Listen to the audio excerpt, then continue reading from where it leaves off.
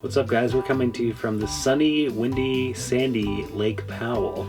We thought we were being cautious when we rolled in here, and we only stayed in an area where there were other trailers, and that wasn't good enough. We ended up getting stuck like right when we pulled in, and luckily this gentleman, Ross from Oregon, you are our savior. Thank you so much.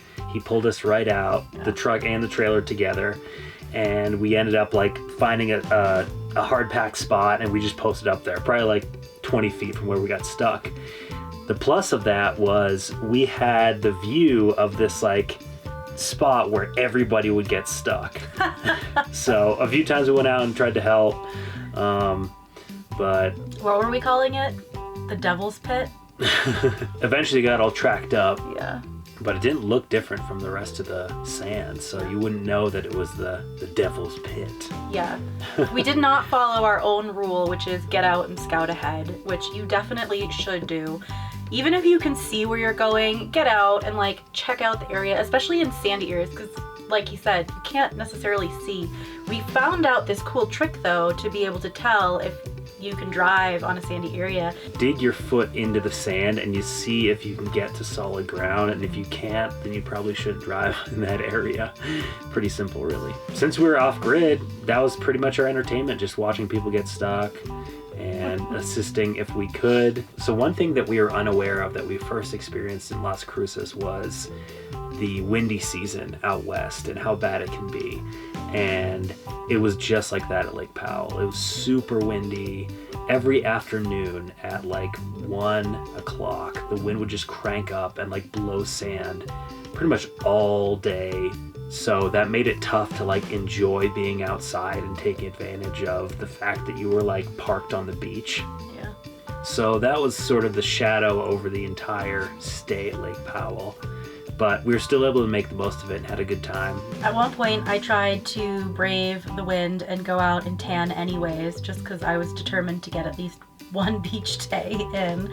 And it took about 10 minutes for me to realize that I was completely covered in sand already by the time I laid down. So, not successful. So regardless of the wind, Lake Powell was still a really beautiful place to be, and we really enjoyed being right by the water. So Justin and Ariel lent us their inflatable kayak. So it was the first time we got to use that thing, and it wasn't that bad. Like pumping it up, I think it only took me like 20 minutes. It wasn't that bad. There's this really cool feature in the area of the lake we were on called Lone Rock, and we could see it from our window, and it was just this dominating monolith in the middle of the lake. So we took the kayak out and paddled around it, and then ended up paddling and exploring this canyon beyond, the small canyon. So it was actually really fun too in the canyon, because from there you could scamper up onto the big rocks that were lining Lake Powell. And it was really cool to see different holes in the rock and ways that the water had carved the rock all over this area. I thought that was really neat. So there's one benefit to the wind that really surprised us both. And this entire trip, Christina's been asking about getting a stick to roast hot dogs and marshmallows over the fire. Because the only way to eat a hot dog camping is roasting it over the fire, to be clear. Correct. So we were headed back from the beach. I think it was probably dusk, and it was super windy, of course. And we looked down at the sand, and I saw like a glimmer in the sand, and it was like something out of Aladdin. Like the wind blew the sand away and like revealed this like hot dog stick.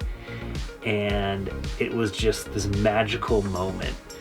Unbelievable. And so we grabbed it, took it back to the trailer, and now we have a hot dog stick. So thank you, Lake Powell, that this leg was not a total loss after all. Something we realized early on was that the best way to experience Lake Powell was by water. We were really grateful to have the blow-up kayak to be able to get out there a little bit, but definitely if you have a motorboat or if you can get a houseboat, that is the best way to experience Lake Powell, because then you can actually go and explore parts of the lake that aren't accessible by car. So if we ever go back to Lake Powell, we are definitely going to try to get ourselves a houseboat. One thing I really liked was just setting up a fire right in the sand, digging a hole and just having the fire. And that was pretty cool. You feel like you're way out in the desert at night. So we had to have a date night, and I broke one of my cardinal rules, which was to not have sushi in a landlocked state. And we ended up doing that because we just hadn't had it in a while. You know how sushi is so alluring. Sometimes you just get a hankering for it. And it was recommended to us by the boat launch guy. So we ended up going to this place called New York Teriyaki. And it was like a pretty basic sushi joint, but Christina didn't enjoy it. No. I, for the first time ever, could not finish my sushi. It was making me sick as I was eating it. So Lake Powell was a big destination for us. I had really high expectations for it without knowing the windy season existed. So I think the combination of my expectations and then what it ended up being like, it wasn't probably one of our favorite spots. We would do it differently in the future, I think. So now we're headed to Zion, and we're very curious to see what it's all about. We've heard good things from a lot of our friends, so we're super excited, and we will see you guys there.